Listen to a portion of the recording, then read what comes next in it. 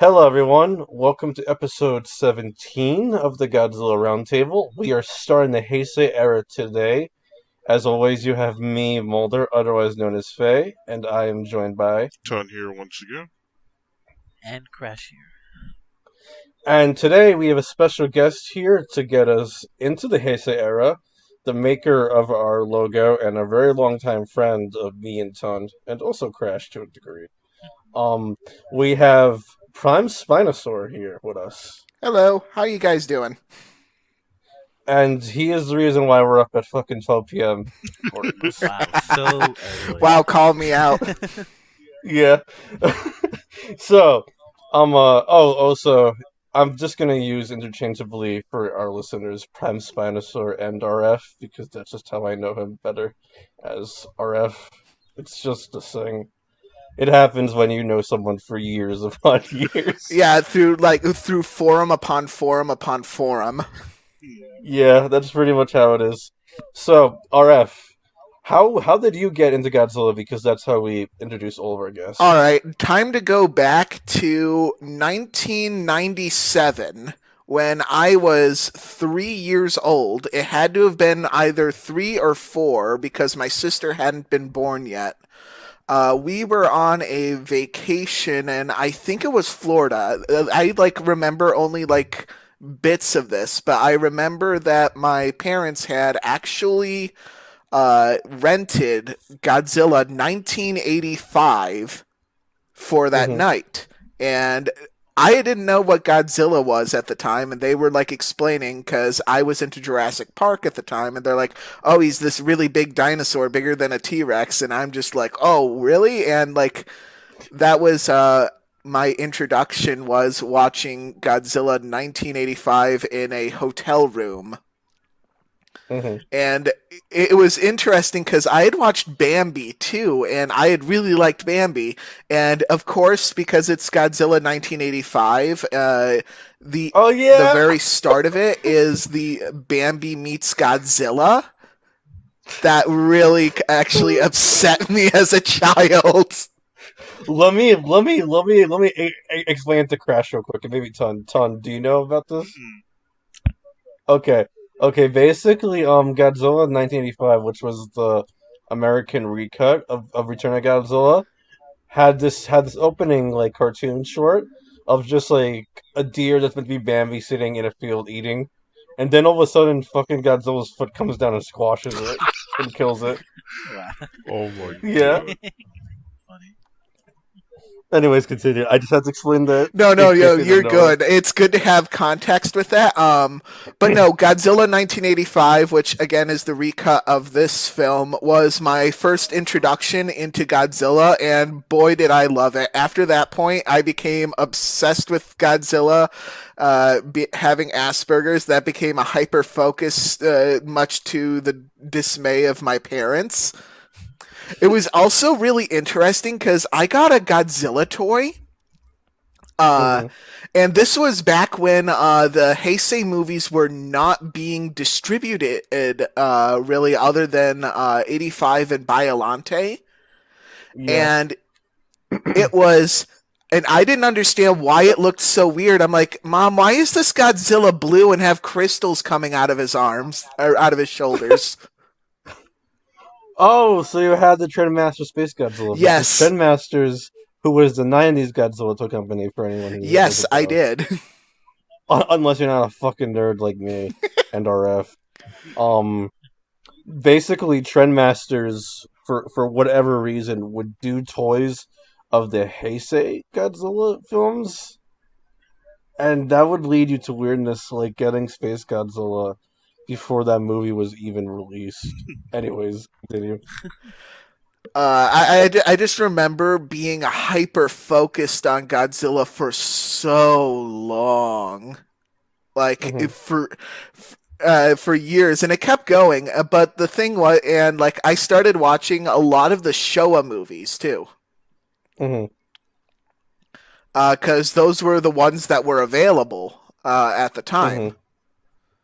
Mm-hmm. And eventually, I found Godzilla versus Biolante, which was my other really big favorite. Yeah, which we'll be having you back on next week Mhm. for. But no, that's what kick-started it. And being a kid in the '90s and early 2000s for Godzilla was kind of hell because it was so Yeah, hard to come across Godzilla content. yeah, I remember those days. You had to like seek out a bunch of stuff. Like there's a lot of movies which you could not get as easily now. Like one which I always find really funny now because it's so easy to get now, but back then it was hard. Was Invasion of Astro Monster and Ghidorah the Three-Headed Monster were hard movies to track down before classic media put out their DVDs of it in like the late 2000s, early I actually 2010s. had a VHS of it, but it was called Godzilla versus Ghidorah. Huh, that's funny. Hmm. I'm not surprised that they'd give them these weird titles on VHS. Yep. I just remember having so many VHSs of that, and actually, it was the reason why I kept like for I think 15 years I kept a TV with a VHS attachment to it, despite it being insanely outdated, just so I could I watch my I still Godzilla have movies. I still have my VHS player. Ah, I wonder how much VHS players cost online now. That is a really good question, and now I'm curious.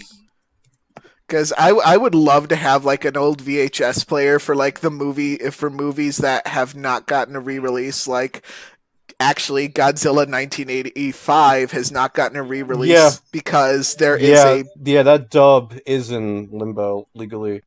because it stole music from another movie. I think DefCon, and What? and it's been in a legal battle ever since. Oh, that reminds me. Ton knows about this because Ton was who told me about this. That's part of why Evangelion can't get re-released on DVD. Yep. There's The James Bond composer because they stole music from James Bond. And Crash is just like, what the fuck are these nerds talking about? What is Evangelion? Then I Anyway, will continue to keep my Evangelion collection coveted. yeah, that thing is worth like $200, I think, if not more. Uh huh. Because you got the last release of it. Yeah, I got the very last release of it. I'm honestly like thinking of like actually handing it out to friends who have not seen it. But then again, it's on Netflix now, so Yeah, just told them to watch it there. All right. RF, was there anything else what you wanted to add about your experience with Godzilla? no, that Are we actually good with it? it very much covers my beginning with Godzilla. All right, cool. Because that's a great lead-in to this movie we're talking about today, which of course is Return of Godzilla, otherwise known as Godzilla 1984, which is the start of the Heisei era because we're finally done with the Showa era, and I'm so excited. So of course it's time to rate that movie. Crash, I'll let you go first. Um, Probably 9 out of 10 for me. I really like. Wow, Yo. nice.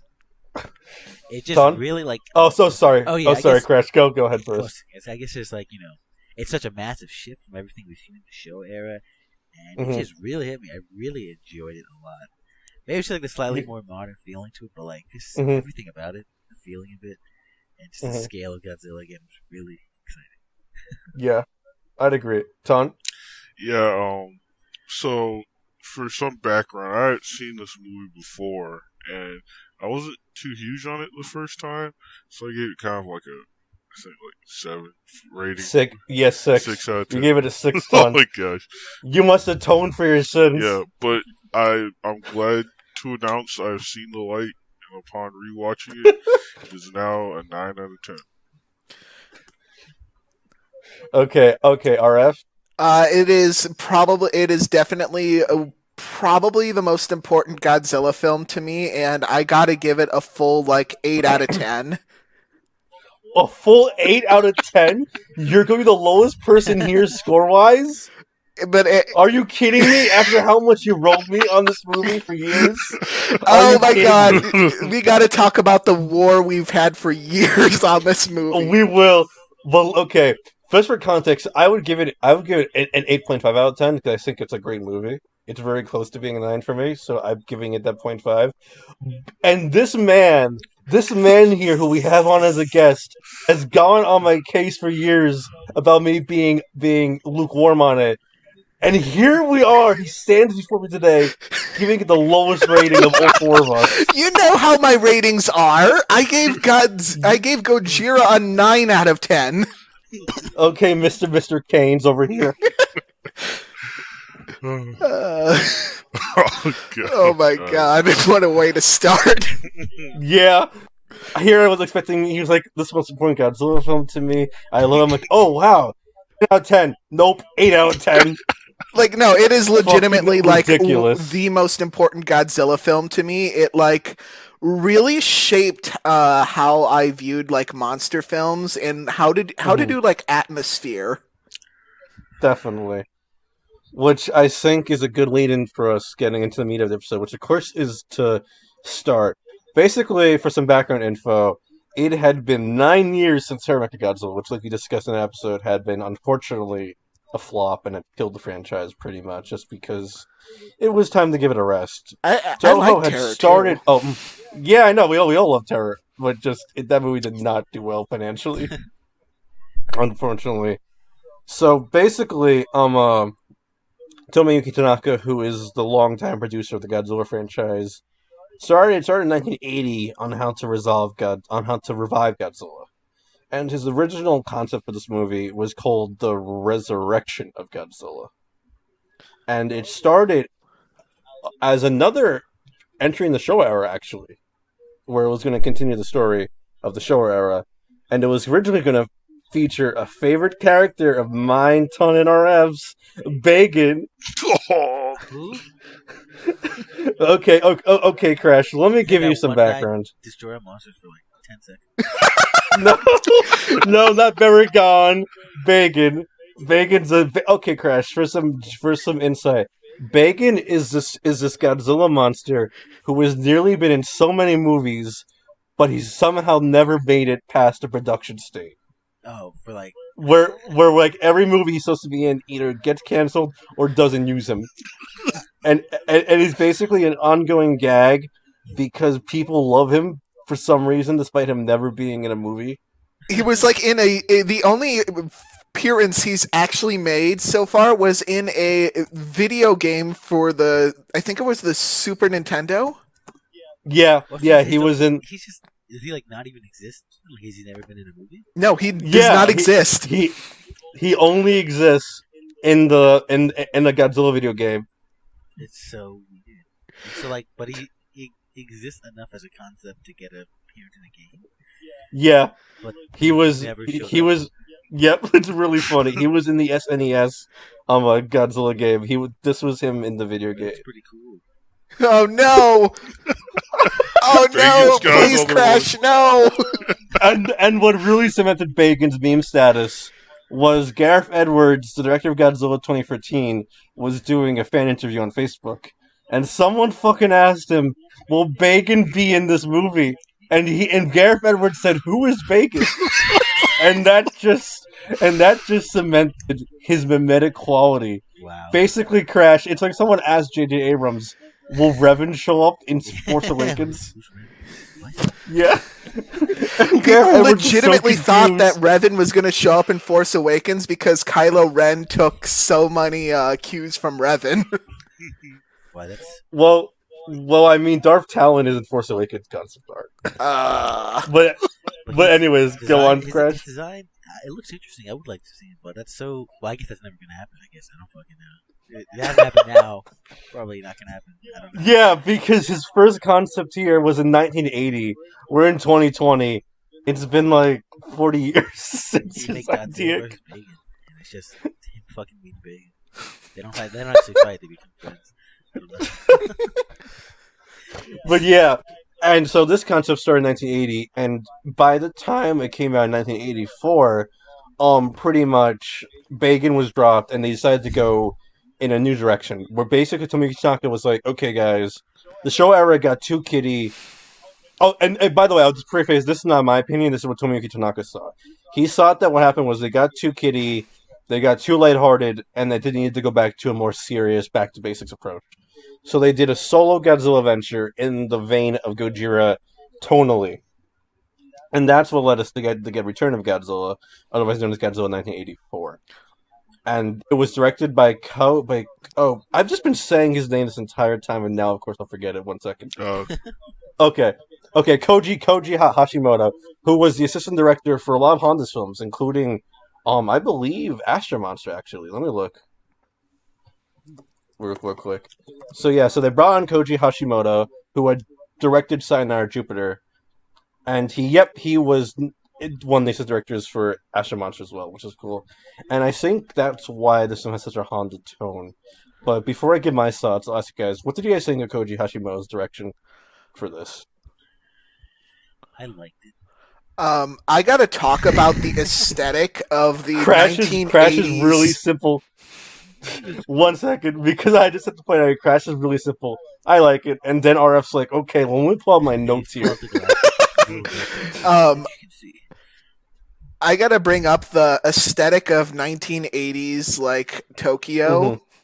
Like, yeah, because I think it adds a lot to this movie. Yeah, no, like the way it's shot and just like the way it takes advantage of like atmosphere is like incredible.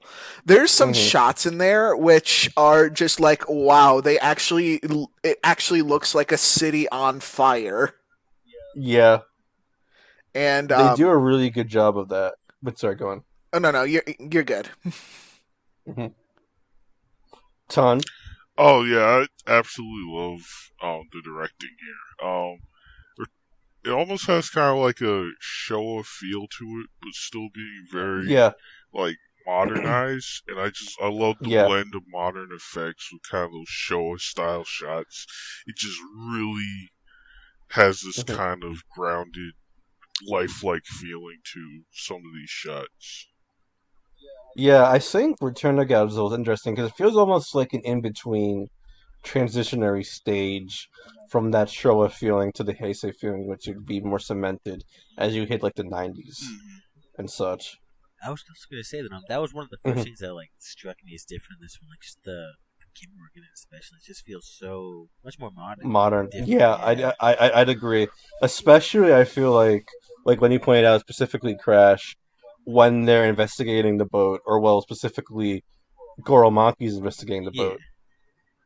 Yeah, no, sorry. Which I do. Yeah. Oh, sorry. Go on. No, I was thinking that's the thing I was talking about. Yeah, sorry. Continue. Yeah. And no, it's fine. Which I did want to point out because I found this really funny because I didn't notice beforehand.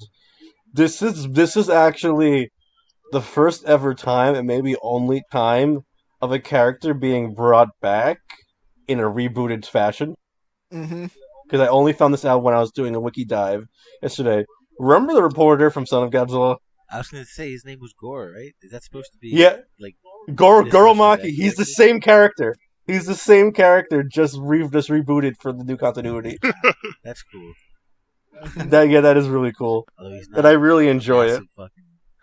I did not know that, so that's really cool. Yeah, but no, just this. I love how this film just treats Godzilla like. I know a lot of people say that Godzilla kind of looks goofy in this movie, but there are a lot of shots where he looks so good. Which is a good bleed into me asking, how do you guys think about Godzilla in this movie? But go on, I'm sorry. I'm just joking around. Go on, RM. Again, this Godzilla holds a very close place in my heart. I know that like some of the shots with the eyes, it kind of looks a bit silly, but just like this actually became the image in my mind of like the classic dinosaur for the longest time. Well, I think it's fitting, and I love like the little details. Like I think this is the other than the original 1954, this is where they started to include Godzilla's fangs, if you noticed. Yep. Yeah, I was gonna notice. Yeah. That was an interesting part of the design. I used to have Yeah, his fangs being so prominent. The last time that was in 1954. Hmm. So it's definitely an intentional callback Yeah. to that design, and I think it fits the general tone. I also really like how powerful Godzilla feels in this movie. Like, I just love the sequence where he comes out of Tokyo Bay and just annihilates every single tank and missile launcher they have there preparing to fire on him. It's just such a great display of power for Godzilla. It's so Hmm. great because it like they bring everything there and he just like annihilates it with not even within 30 seconds. I want to say it was closer to like 10 or 15 seconds. And then after that Yeah, they literally can't really do too much about Godzilla cuz he just destroyed everything. yeah. And I really enjoy also how the military dying in that scene isn't just like how it got towards the end of the Showa era, where you don't really see the people dying. And like they show the soldiers being fucking cooked alive and on Yeah, fire. It's it's fucking dark really as brutal. shit. But anyways, Crash and Ton. What did you guys think of Godzilla in this movie? You want to go Crash? Yeah, sure. Obviously, it's like a direct return to form from the original Godzilla. Back when he Hmm. was an asshole. I always use that to describe like terror Godzilla. I don't know why, but when he was destroying buildings and shit, terrorizing the town, and Yeah. they did a great job with him. That's what part of I really like it so much. He's so Mm. scary. They brought back that sense of Yeah. like mystery and like Hmm. uneasiness about him because unlike the show era where by that point they're like, fuck, third monster attack of the week. God damn it, someone called Godzilla. They're just like, what the fuck? Like we've seen this monster 30 years ago and he's back now. Like, Mm. we can't let anybody know about this. And he's just doing his own thing, and everybody's like panicking, trying to figure out a plan to deal with him. And Hmm. he's just so terrifying in this movie. I love him. I love his presence. Same. He's just really great. I love him. Ton. Yeah, I'm with Crash and you guys. Like, I really love how Godzilla is in this movie. Um, this this is very much a Hmm. return to kind of that Gojira Raise Again era villain Goji. Yeah. There's none of the nice good boy we've come to know from the Showa era. But Yeah. I do like how kind of like that character development Godzilla got over the years of Showa kind of still Hmm. lingers in this movie. Like, Yeah. Godzilla was very sympathetic in Gojira too, but it almost feels like Godzilla's more sympathetic in this. I would agree honestly because I feel like in Gojira, his sympatheticness was more underlying, where like you had to like really look at the movie to get it. Hmm. Because in Gojira, and I think there's something really interesting there, because in the scene with Goromaki and the professor when they're talking, the professor talks about how Godzilla was received back in Gojira because that movie's still canonical to this one, Hmm. and how he's like when Gojira first appeared, we considered him a god, and people like revered him as like some deity, and then they show Godzilla here as more of an animal, and I think you get that interesting blend there of that sympathetic nature that was cultivated over the entire Showa era. Because I think a lot of what this movie does with Godzilla characterization is hinged on those 30 years of Godzilla films that came before this one Can I that fleshed him out. Hmm. Yeah, go on. Can I note that actually throughout the entire film, every single combat is actually started by the military? Godzilla doesn't Yep. attack unless he is attacked. Or he's trying to feed. Like even with his first appearance, he's coming onto shore just to eat practically. Like he just wants to eat that glorious nuclear reactor, and then he just fucks off back to the ocean. Like any of these sequences, like with the train, I feel like that's more curiosity. Like it kind of Yeah. has a more King Kong-y feel to it, actually. Well, I mean, he is powered by electricity like Kong was, and like he did in Ibra, so maybe you have a point there. Hmm. Oh my gosh, when we were watching and when the lightning struck down and Crash went, "Oh shit!" I was like, oh Yeah. god, it's happening. I guess by this point they're just like, yeah, electricity. He likes it. It's kind of dope. Yeah. Hmm. And I think that's a good lead in. First, there's two things I want to stress with Godzilla. One, this is the first Godzilla film to use animatronics to help bring Godzilla to That life. animatronic is so good. Funny enough, that animatronic, I have to address this first, and I know it's because 85 is 85, but we'll get to that later. The animatronic, unfortunately, won a Razzie for Worst New Actor. No! Yeah, The Razzies. but the Raspberry, Oh, the Razzies are fucking assholes, though, so. But anyways, I like it. I think it looks cool, actually. Mm-hmm. yeah. It I looks thought What did you guys it- think? Go on, sorry, Well, I Crash. mean, in the show era, generally his face was kind of static for the most part. Besides, Yeah. when like he'd roar or his eyes would move, Yeah. it was kind of Mhm. still.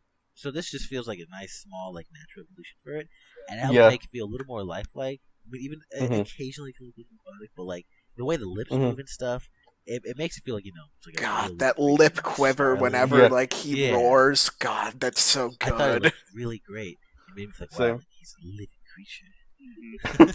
Yeah, like you can kind of tell in certain shots when they're using the suit and when they're using the animatronic. You'll notice they kind of Mhm. zoom in, and there's also portions where it's like Godzilla looks kind of like stocky. And you can tell that Yeah. that's hiding all the animatronic bits. But like Yeah. when you consider this movie was made with let me check. Yeah, this 1984. was made in 1984 with a $6 million budget. It's not going to look like Jurassic Park. So Yeah.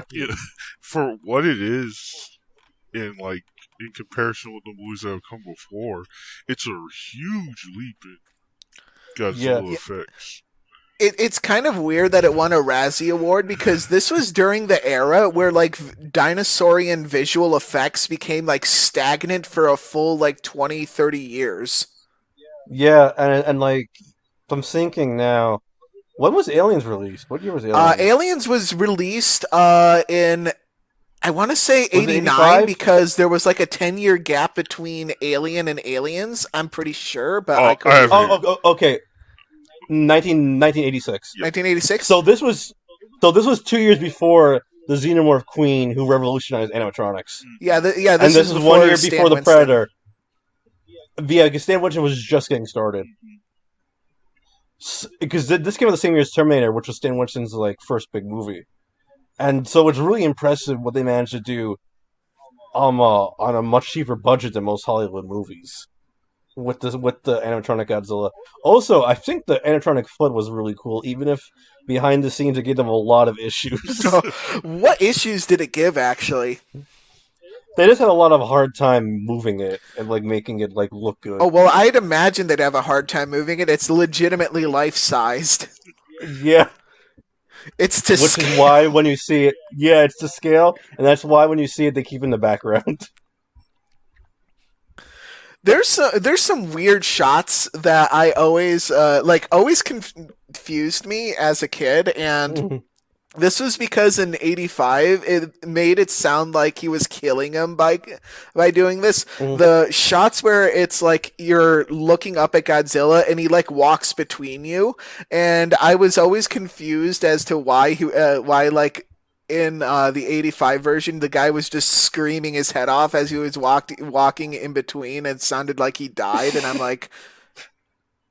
I remember as a kid, I was like, did Godzilla poop on him? Oh my god. But speaking of funniest shot, I think the funniest shot in this entire movie, because I just want to address it real quick, because I need to put this in somewhere, is when the homeless guy is running from Godzilla, and it's just Godzilla and the homeless guy. It looks like something from a YouTube video, and I love it. It's so funny. Oh my god. And that homeless guy, by the way, is like the best human character in this. I just want to put it out there. He's amazing. Oh no, But I originally thought that he was an edit in from the 1985. I haven't seen this movie in like 6 years. So The homeless guy? yeah. The homeless guy was fucking really dang Just doing his own thing.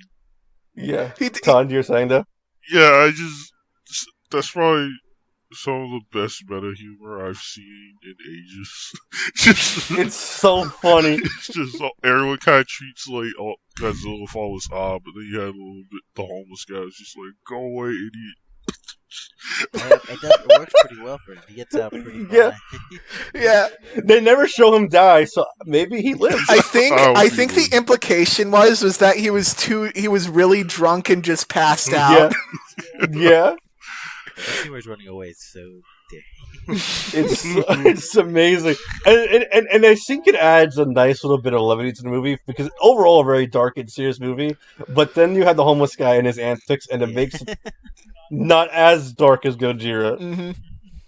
God, But if anyways, Godzilla's coming go on. into Cleveland, I'm just gonna go into Cleveland and just like pick up all the nice food.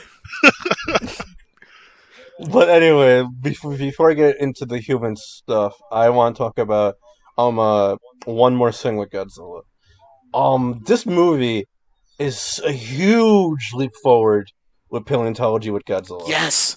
Because before this, Godzilla's Adventure, like I was telling you, Crash, when we were watching it, it had not really been much of a focus after like a certain point in the Showa era. And this one really drives that focus back to him being a dinosaur and updating him for modern day paleontology by accentuating his ties with birds.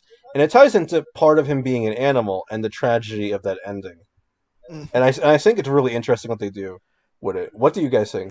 I think you're right. Actually, this movie and Jurassic Park, in particular, were what made me always associate dinosaurs with birds more than even like reptiles. Actually. Mm-hmm. That's fair. Yeah, I thought it was interesting to focus. Oh, sorry, go on. It's a little sense of like groundedness in the movie in a way, to like yeah, understand more about Godzilla, just like what he is. Mm-hmm. So yeah, I thought that was really interesting because I mean you're right. Like that was always kind of the implication. It was fuck dinosaur, but they never really delved into that. It was never like his major part of his like character in a lot of the show movies later on. So I thought it was interesting that they were focused on that a little bit. Yeah, Ton. Yeah, it's really cool how they kind of it's a nice tie-in to kind of Gojira. We have this very kind of updated science. It's like with a character like Godzilla, of course, it's easy to just throw science out of the window, and they kind of do, but they always try to bring in a little kind of interesting tidbits into it. So like Japan has always I'll rephrase that since I don't actually know. Japan's always seemed to me to have kind of like a big interest in paleontology. Like it doesn't show up in all the media, but whenever you do see dinosaurs in Japanese stuff, they tend to be very up to date and modern.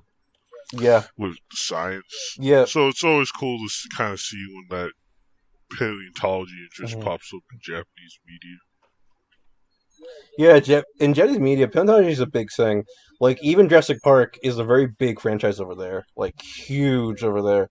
Or, like, even in stuff like Ghibli movies. Like, I remember in Punyo, you have stuff like Dunkleosteus and Anomalocaris in that. And those are very obscure species. When will we get our dinosaur anime? One day. That exists. One day. About me. Dinosaur King. But yeah, and I think that whole like dinosaur aspect really leads into something I really do want to talk about with Godzilla real quick, which is the ending of the movie, which I think is gorgeous. I think it's like such a tragic send off for Godzilla because it treats him as an animal, but in a way that's not like 98 where it looks down on Godzilla. In 84, the tragedy of Godzilla really is that he's an animal out of his time and place, and that he's the final member of a species, which makes the whole plan, which on the surface seems like a bit kooky, like, oh yeah, we're gonna lead Godzilla into a volcano, which like it sounds crazy, but they managed to make it so heartfelt and tragic because they basically trick Godzilla into thinking that there's another member of species still alive by using the homing beacon to get him to the volcano. And like I really love like the glance Godzilla gives the homing beacon when he realizes what it is, and that's not another member of his species. What did you guys think? This is actually kind of like a full like turn back to the Raymond Bradbury short story, The Foghorn, which I know like also helped inspire Godzilla. And it felt very Foghorn because that was very much what was going on in there too, and it really felt like pretty tragic. Ton and Crash. About the ending? Oh. Yeah. It was really tragic. It's weird.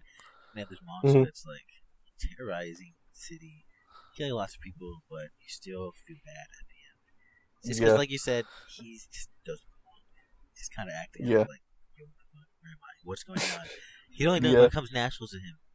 And we see him as a threat. So that ending was sad, especially the implication you told me that they were baiting him with the call of his species, the Godzilla, as you said.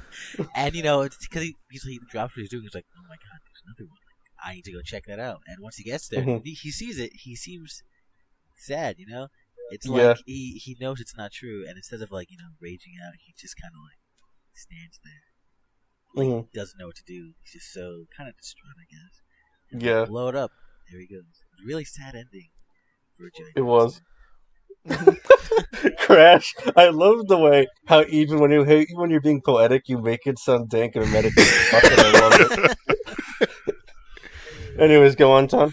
Yeah, I really love the ending, and it's a very nice callback to Gojira, the scene of Godzilla sleeping in the ocean as Serizawa prepares to set off the oxygen destroyer. You get a very similar yet unique tragedy scene. Godzilla's standing over the volcano, and you just have this really nice emotional lingering moment. Like, you have the Prime Minister, which you pointed out to me last night, he's crying as he watches Godzilla fall, and it's just such a interesting moment of sympathy. It just shows kind of like how it almost feels kind of like a meta moment, or it's kind of showing the older audience's connection to Godzilla. At least that's what I got out of it. Yeah, and it definitely has that meta feeling, especially with the credit song saying I'm basically being about saying goodbye to Godzilla. But go on. Yeah, and that's just something I always find kind of interesting about Godzilla. He's kind of like this tragically lonely character. It's like you don't usually think about it, but it's like Godzilla used to belong to a different world where there was a whole bunch of Godzillas around. And in Showa, eventually they gave him Minya, but this Godzilla doesn't have a Minya, so he's just super lonely. You really feel for him. Serious Minya. What was that, Crash? I said I need to see it. I say Minya. Super serious. But yeah, I definitely agree. The thought of there's a really nice piece of art from, I believe, on the Heisei Time books or magazine. It could be wrong. This might have been from the Millennium, showing Godzilla's Mesozoic era and having all the different dinosaur species around, like Baragon species, Anguirus species, Rodan species, and just how out of his time and place Godzilla is, as being the last Godzillasaurus, of course, but also the last non-avian dinosaur in existence at this point. And it really fits that. I know people used to meme on it because it got on my quote all the time, but Honda has a quote about monsters being tragic because they're born too big, too tall, and too strong, and that the world is not suited for them. And I think this movie really sums it up, because like you were talking about, RF, he really is just being an animal in this movie. He's not trying to hurt anyone on purpose. Yeah, and it's a real goddamn shame that the American distributors did not get that. Yeah. Well, I mean, it's America, but we'll get to that when we hit 85. Which is a lead-in to... Actually, no, that's not a lead-in. I'm a liar. But there is one other monster in this movie who makes a very brief appearance and ties very nicely into the horror vibe this movie has at times. And that is Shockerus, the giant sea louse that... Yeah, that's its official name, Shockerus. I didn't know it had an official name. What the hell? Yeah. Yeah.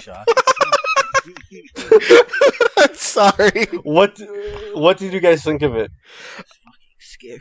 Oh, it grossed me. It scared the hell out of me as a kid, and it still creeps me out as an adult. I really like the idea for it of other animals being mutated by Godzilla. Like, I think that's a really cool concept. Mm-hmm.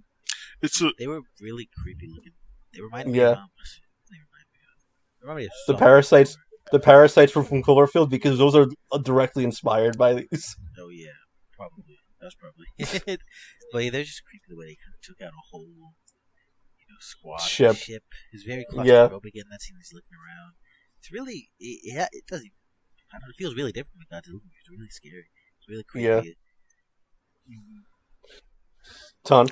Yeah, Chakras was really cool. I like how they kind of took the simple concept from Gojira of Godzilla having a trilobite stuck to his foot. Yeah. But they made it more of a horror monster. Mm-hmm. Yeah. Does the trilobite have a name? No, the trilobite is just a trilobite. Boo. But sorry, go on, Ton. Yeah, no, I was just saying, I always love when kaiju movies kind of explore wild concepts, like having a giant sea louse mutated by radiation.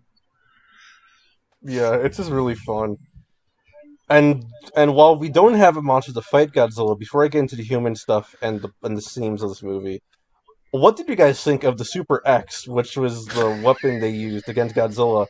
And it's super successful for once. It's like one of the most successful JSDF weapons used against Godzilla. Okay, I remember for years, my family and I, whenever any Super X would show up, whenever the Super X would show up, we would actually turn up the music because that music was slapping. It's so good. I'm sorry, go on.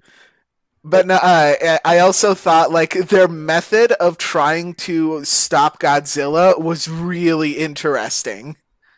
Yeah, they were literally just trying to deplete his radiation reserves and knock him the fuck out.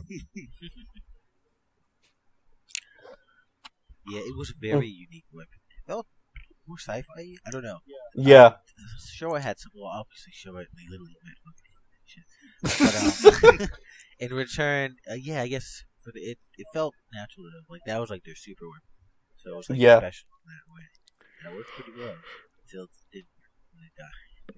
But when it did work, it was cool. They made Godzilla bleed, and he had green blood. Yeah. And I like how they finally knocked him out. He just passed out, fell asleep. Yeah. Good night. It was a really cool weapon, yeah, and definitely the coolest thing, JSDF, what you said. Yeah.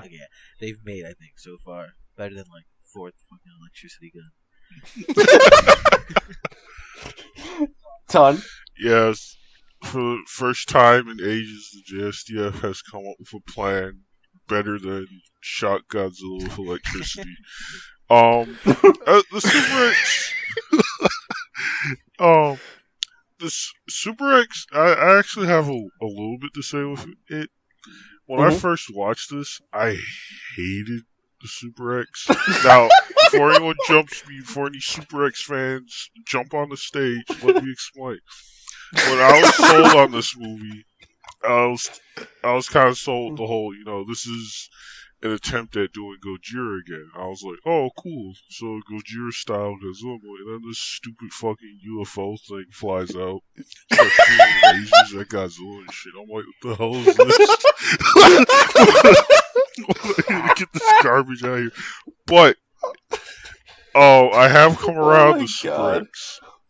And the reason why is because, after all the Showa movies, I realized the Super X is kind of like the modern, modern for the 80s, which is not modern anymore. It was kind of the modern take on Showa concepts like the Oxygen Destroyer and all the alien stuff like the UFOs and stuff. Yeah. So I have an appreciation for it now. I've matured on it. Super X is cool. Do not kill me, Super X. Well, that does... I am not holding a gun to Tun's head right now. Well, that does remind me also of how this movie has an update on the Maser tanks as well, with those tanks that are on the rails that fire the lasers at Godzilla. Okay, the shot where it's Godzilla is trying to turn to the different lasers and stuff is such a good shot. It's super cool. I really like the shots of these movies. Um, and I guess before I get into the human stuff, because that's gonna be really big. What did you guys think of the music for this film? Because I love the music Oh for my this god, film, the and I music really is want to shout so it out. good. I wish this composer came back because he never came back, I believe, unfortunately. No, we got the other composer for the next film, and then we'll talk about the other stuff. Yeah, I liked it. I love the music. Was very interesting. yeah. Well, It specifically the has, JSDF theme. I think that was very yeah, exciting. because there's a lot of balancing. Like you have the very heroic stuff, but you also have the very melancholic and ominous themes. I also love the songs of this movie as well. Like the songs they made are so good. Mm-hmm. But also, wait, real quick, I do want to shout something out though. I love the theme they play when Godzilla falls. It's so perfectly tragic. Oh, I know. Yeah. It is. It does remind me that for back in the 2000s, there was a meme about that scene, specifically the 1985 version, because they do insert the American characters into that scene. And Yeah. there's a meme where they have they have that, and then they bring like a bunch of other different characters reacting to that scene. Oh, I do remember that meme. Oh, that was funny. But anyways, go on, Todd. Oh yeah. So I absolutely love the soundtrack in this. This is probably one of my favorite soundtracks for a Godzilla movie. Mhm. I something I've noticed as a trend with Godzilla reboots Mhm. is Akira Ifukube did the soundtrack of the original Godzilla. It gave a very distinctive theme, and then you have new people come in who come up with new themes for Godzilla, like Mhm. Alexander Desplat in Godzilla 2014. You Mhm. have, you see his name, Reijiro Koroku. Let me Mm. make sure I say that right for this one. And Yeah. I love how he just kind of took Akira Ifukube's style and just made it Mhm. really distinct. I Yeah. liked it a lot. Oh, RF, I forget. Did you get a chance to talk about the themes? What scenes? Not the scenes. The OST. Oh, no, this is one. It's a contender. I have to like rewatch all of them again, but this is so far my favorite like soundtrack for the Godzilla movies. Like it. It was honestly very valid. It's really good. And I think that is a good lead-in for us to talk about the human stuff because I really find the human stuff of the movie really compelling. Like I think the characters aren't necessarily the deepest, but I think what they do with them and the themes this movie explores is really interesting. Do you guys want to go first before I say my thoughts? Yeah, sure. Sure. You definitely would like to know the main character, the reporter, Yeah. Goro. He, Yeah. it's kind of like you mentioned. He's definitely what's the word? Passionate. He wants to get the job done, but he's also kind of a fuckboy about it. Yeah. He helped what's her name? I forget the girl. Oh, well, let me find it because I have the Naoko. page open. Naoko. Yeah, Naoko. Naoko and reunited with Mhm. her brother after the government tried to cover that shit up. And he was like, "Yay, what a nice guy!" And he's like, "This is a good cover photo." Takes a picture. Yeah. But yeah, and everything with the guy, the politician. I wish I could. Oh, the prime minister. Was he the guy who was working together with Goro? Oh no, the guy who was working with Goro was the professor. Yeah, the professor. He had experience with Godzilla in the past. Mhm. And Something which I forgot, which not to cut you off, Crash, but I found really interesting, was I forgot that his parents were killed by Godzilla in the original movie. That's a really cool plot point for him. Yeah. I find that really That's what I compelling. was going to say. Like, so he has this sort of like resentment, but at the same time an understanding. Like he's mad at Godzilla for what he did, but at the same time he's like, I don't know if I'd like blame him in a way. He's just an animal. That's why he kind of has some sympathy. He's really interesting, and obviously, the Prime Minister trying to figure out what's the right thing to do with this giant monster. Yeah. Should we use nukes or not? And Yeah. I just find them very engaging at the very least. Like even they're not, Yeah. I don't care if they're just really interesting, and I find when they're on screen, they care. Yeah. I always like. Same. Can I bring up actually an interesting point, which is in the 1985, like Godzilla 1985, his dialogue is the least changed out of every single character. The professor? Yeah. Oh, that's interesting. But he does have some of the best lines in the whole movie, so it's fitting that they wouldn't change him too much. Yeah. Ton, do you want to go before RF goes? Sure. So, this is probably one of my favorite human casts in Godzilla. They're definitely not the most in-depth cast, but I feel like it kind of plays in the favor of the movie because the cast is very large. It jumps around a lot. You have Goro, the Okumura's, the professor, and the prime minister. It just kind of jumps between their different stories and perspectives. And then you have the huge side cast of international characters. And various government, very well rounded, and I feel like they all just get just enough humanity to them that you, like Crash says, like you care about what's happening whenever they show up. Yeah, I definitely agree. The Prime Minister in particular, I want to shout out because he's such a good character. He is actually so competent at his job. I really like him. He's probably like the smartest character whenever you see him. Yeah, and I really love the scenes of him with the Russian and American officials. Like, especially the scene after he gets off the phone with presumably Gorbachev and Reagan, and he's like, I told them, would they nuke Washington, D.C. or Moscow if Godzilla showed up there? And that's how I convinced them. Like, that's just such a great scene.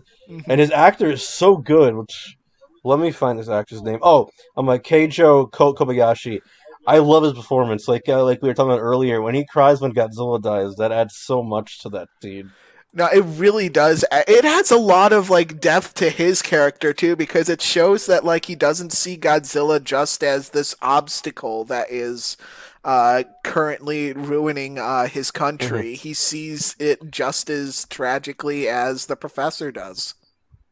Because Godzilla, in some ways, is just as much a victim as everyone, and that was Honda's intent, to make Godzilla be a victim as well. And I think that's a good lead-in, unless RF, you had anything to add. Nothing really, other than things that are going to be for the 1985 version.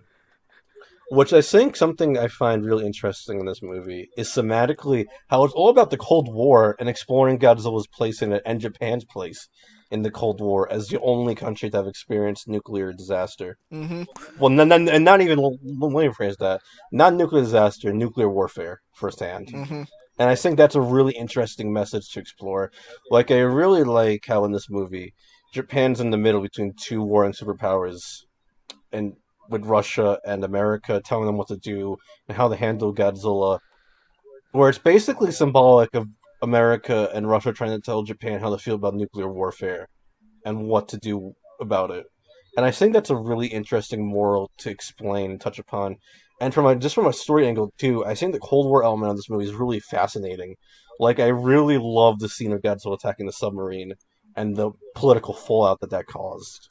Like, it's just so interesting. No, it's really funny because they're like, oh, it's got to be another submarine, right?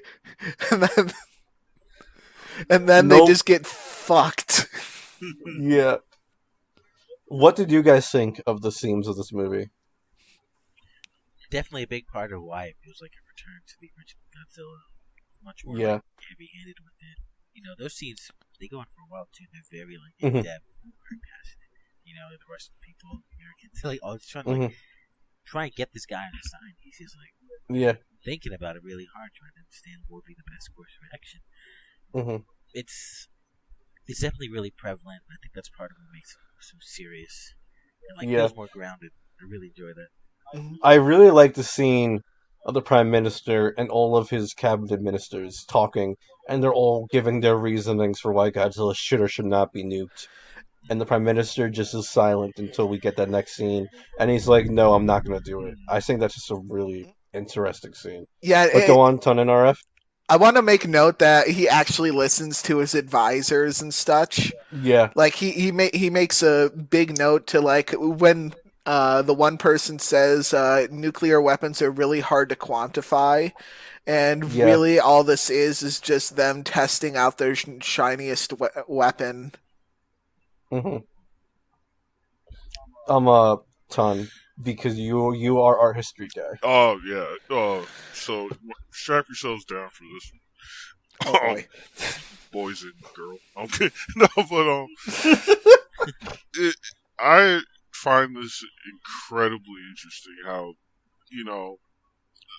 so the Cold War is a big plot in this movie, and it's kind of interesting to reflect on the Showa era and how besides for kind of like vague references, the Cold War doesn't come up at all in the show era. Yeah.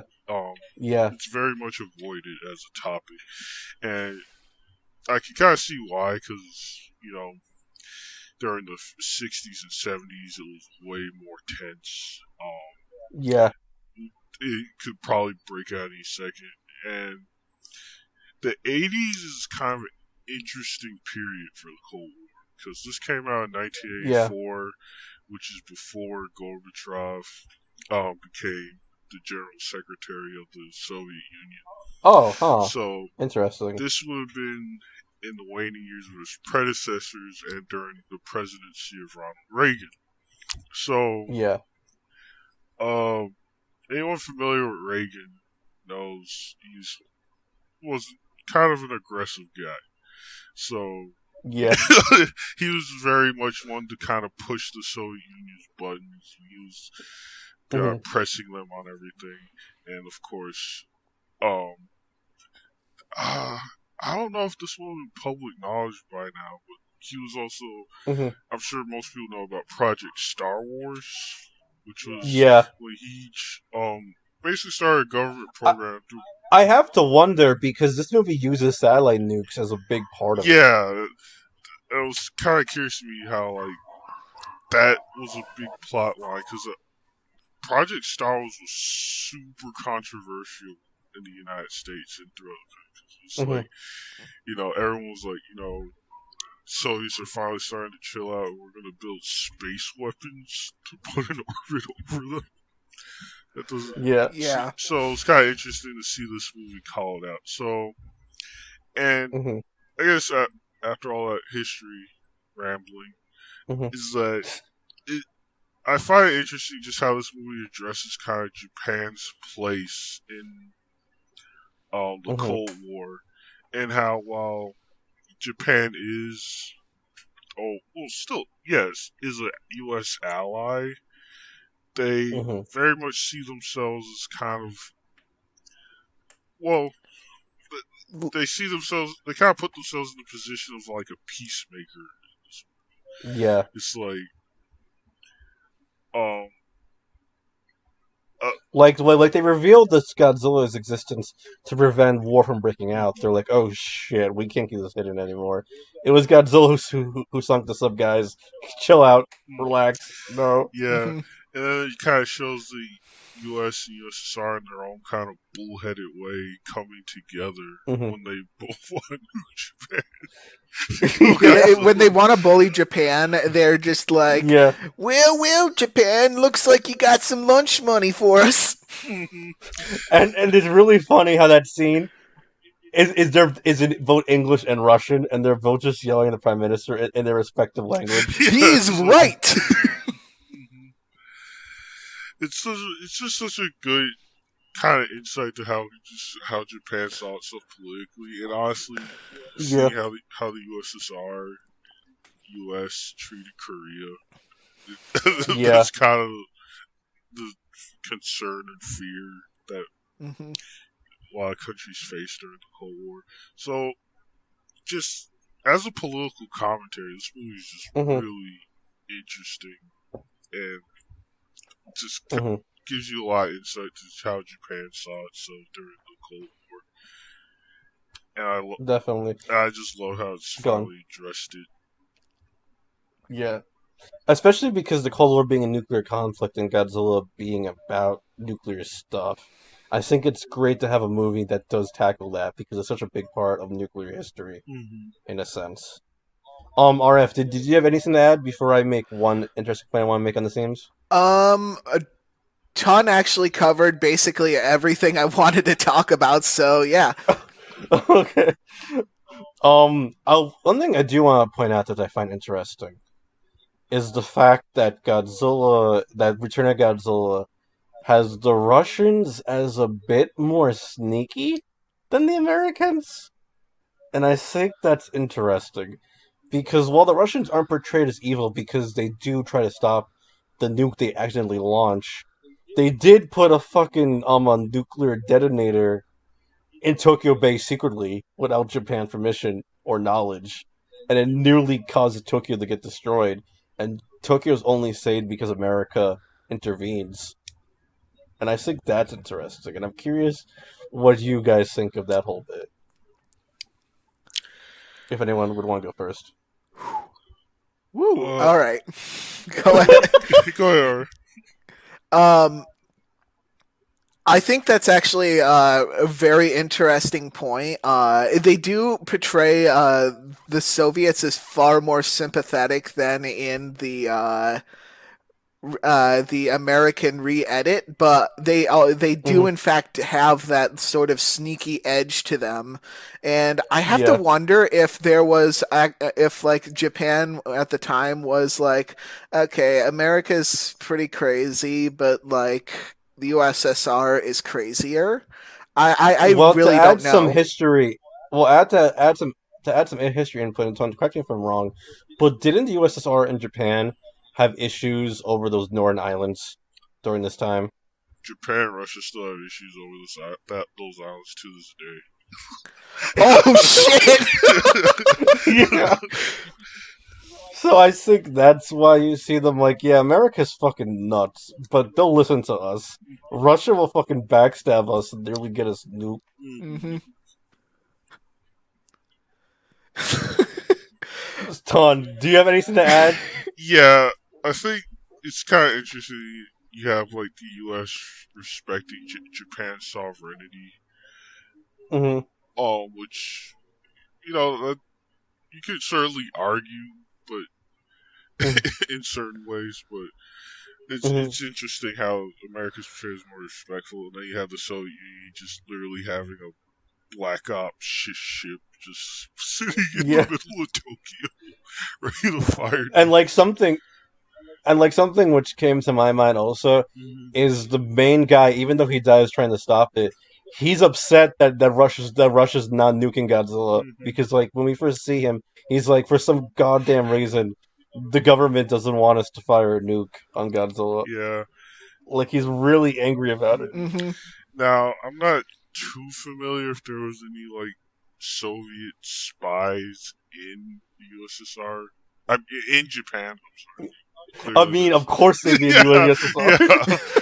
Now, I don't know about many Soviet spies in Japan during the Cold War. I do know Japan had an issue with North Korean spies. However, with like ships kidnapping people and stuff like that. So I'd be curious if it was kind of a reference to Soviet influence over communist states in Asia at the time, or if there's a more direct incident it was inspired by. But it is a very curious plot. Crash, I'm so sorry that we've been talking like political stuff for like ages.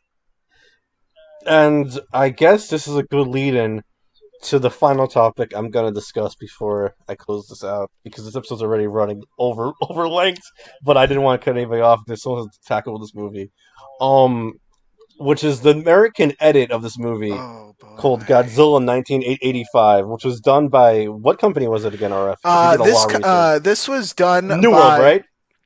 This was done by New World Pictures. Originally what happened is that Japan wanted several $1 million for the distributing rights of Return to Godzilla, and it was turned down by a lot of major companies. There was actually, in fact, something of a bidding war that happened, from what I understand, and it ended up falling into New World Pictures. And then New World Pictures put on the producer Tony Randall. He's this cowboy-looking guy. Like if you look him up, Tony Randall with an E, he's just he just has like major like Montana Midwestern energy about him. And basically, Tony Randall took a look at Return of Godzilla, and he thought it was silly and stupid, and wanted to rewrite the entire thing as a comedy. Actually. Oh god! And he was like, "Okay, but we should get Raymond Burr on this as a nice callback to Godzilla King of the Monsters." And Raymond Burr was actually excited to be in Godzilla again, but as soon as he heard that it was going to be a comedy, he threw a fit actually, because he actually takes the Godzilla allegory very seriously, and basically told them he doesn't want to be involved with the project as long as it's a comedy. So they had to rewrite the script again, and all the comedy scenes were given by this one character, this like jackass major, played by Travis Swords. It's a really weird edit, because some of the names are kept consistent with Return to Godzilla, but then you get fucking characters like what's his name? Hiroshi the Survivor, who is called Kenny for some reason in the dub. What? Kenny? Oh my yeah, he's called Kenny, and I don't get it. There's just a lot of like weird cuts too. Like they cut out a lot of character scenes in this. Yeah. You lose a lot of context to the film, and I don't understand why they did that. And if like it was the producer that was just like, I'm gonna make sure that it is goofy no matter what, or makes no sense. They remove a lot of the political stuff. They do, and that is because at the time, New World Pictures was currently in possession by some heavily conservative people. They even edited the scene where the Russian captain is trying to stop the nuke from launching, and instead make it so that he purposefully, with his dying breath, launches the nuke. Wow. Yeah, that was... Really? It's so dang. It is like a huge controversy, and I know for a fact that the director of this, what's his name? I have my notes here. R.J. Kizer. I want to say R.J. Kaiser, but there's no A in it. Said that he had very little creative freedom with it, and that scene was specifically like the byproduct of the conservative producers. I'm not surprised. And also, like you said, there's what you're going to talk about. There's this misconception that Roger Corman was behind this, and I thought the same for a long time. But you found out, RF, that Roger Corman had no involvement in this. Roger Corman had absolutely no involvement in this, and I went through like a dive. I went searching for hours and hours trying to figure out why it was that James Rolfer, the angry video game nerd as he's known as, thought that Roger Corman was involved in this project. And eventually I found out that New World Pictures was originally founded by the Corman brothers, but by the time that Godzilla 1984 had even come out, Roger Corman had actually sold the company. Huh. That would definitely do it. Like, that definitely seems like a misconception someone would have by doing research. Also, Crash, because I'm not sure if you remember, but just to give you some context. Raymond Burr was from the American edit of Gojira, if you remember. Wasn't he like the new... Yeah, Steve Martin. Yeah, and they edited him into Godzilla 1984. That's actually kind of interesting. A weird, like, American continuity. Yeah. It is really interesting.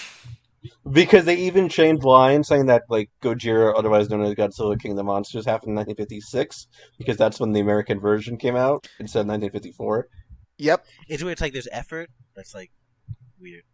It's like weird misplaced effort. There's like most of the new shots are in this American like planning room with all of these American military people who are literally just watching everything going on a TV screen similar to the Prime Minister.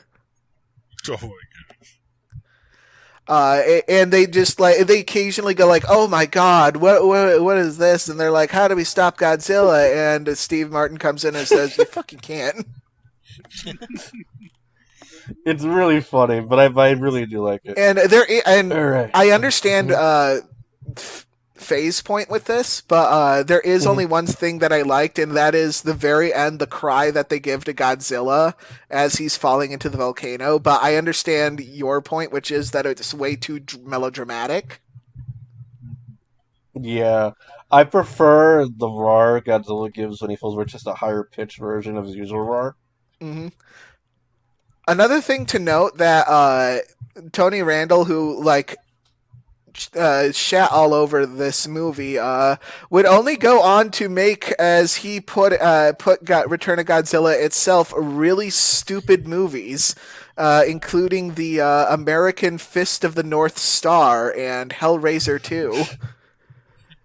Meanwhile, the director, actually, R.J. Kaiser, he has like 97 credits in sound department on IMDb. Shit. Wow, so he's kept busy. Oh yeah, he worked on. He was the sound editor for all of the X-Men movies, the Planet of the Apes trilogy, even the one from the 2000s by God, what's his name? I think it was Tim Burton. He was the sound editor on that. He was even the sound editor on Megamind. Megamind. Oh my God. But yeah. 85 is interesting because it kind of ruined the reputation of this movie for a while. Yeah, it was. It and the next movie were basically sort of ushered in what I like to call the Godzilla Dark Ages, which I grew up in. Funny enough. Well, the reason why Biollante went straight to VHS was this movie failing. Yep. At the box office. Yeah, and then actually, like Biollante was like the final nail in the coffin for the Dark Ages of Godzilla movies. Yeah, because the VHS didn't sell well. Mm-hmm. And no one brought over that, combined with a controversy for the third movie, but that's spoilers. I'll talk about that. Oh yeah, no, we'll you guys Don't talk about that when you get to that. Don't spoil it, RF. But and I think that is a good place to end off on. Next week we'll be doing Biollante. RF will be back with us again. Maybe we won't go overtime, but no, RF, it was a lot of fun having you. So RF, do you want to give us your final thoughts on this? This movie is near and dear to my heart. It is one of my favorite Godzilla movies, and a lot of my favorite movies are Godzilla movies. Very fair. Ton, what are your closing thoughts on Godzilla 1984? Great movie. It might take some getting used to it. If you just watch it out of the blue, you might find it a little slower compared to the newer stuff. But if you're a fan of the classic Godzilla movies, and you just feel like doing a deep dive through the franchise, this one's definitely highly recommended. Don't miss it. Is it Gojira 2? Well, you know my thoughts on that. But it is a really great entry and really captures that spirit of Gojira. So, highly recommended. Crash, what are your closing thoughts? I think this movie was super fresh, especially for like everything I've seen. I think it's a really welcome kind of return to the more darker tone. I love the lighthearted stuff a lot, but it's nice to get this more serious feeling to it. And yeah, it definitely carries on the feeling and spirit of Gojira a lot. It feels much more of a sequel to Raids Again. Yeah. It's really, really good. I like it a lot. Same. I really love Return of Godzilla. It's definitely grown on me. After RF badgered me for fucking years, you gotta give it a rewatch. Then I fucking do it, and he gives a lower rating than I do. Hey, or whatever. 8 out of 10 is a big rating for me. Okay, look. If we get on Crash or put in Gojira at number 4, We can get on you for giving this movie an 8. Fine. Anyways, so yeah, I think it's a really great movie. It's definitely one to watch if you're like interested in Godzilla because it's such a start of a shift in tone for the franchise, and I think it really is what set Godzilla down on the path that it is now, on that more darker, more serious, tone and angle. And I think it would really inspire a lot of what comes after it, especially Shin Godzilla. But I don't want to discuss that just yet because Crash hasn't seen that movie yet. We'll definitely talk about it in that episode, though. Alright, everyone, this has been episode 17 of the Godzilla Roundtable. Next week we will have RF back to do Godzilla vs. Biollante, when this sub-era of the franchise, the Heisei era, starts with the versus stuff, as Godzilla fights another monster. That will be next week. Thank you for listening, and have a good day.